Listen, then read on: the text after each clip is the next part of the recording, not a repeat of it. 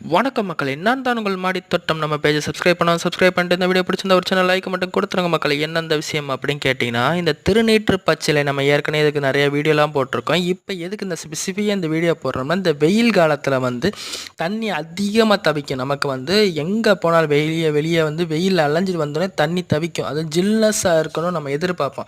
ஜில்லுன்னு குடித்தா ஒன்று தலைவலிச்சு காய்ச்சல் எல்லாமே வந்துடும். சரிங்களா? அது இல்லாமல் கூலிங்காக குடிக்கிறதுக்கு பதில், அதாவது கூல் ட்ரிங்க்ஸ் இந்த மாதிரி குடிக்கிறதுக்கு பதில் இந்த சப்ஜா விதைன்னு சொல்லி நம்ம வாங்குவோம் பார்த்தீங்களா?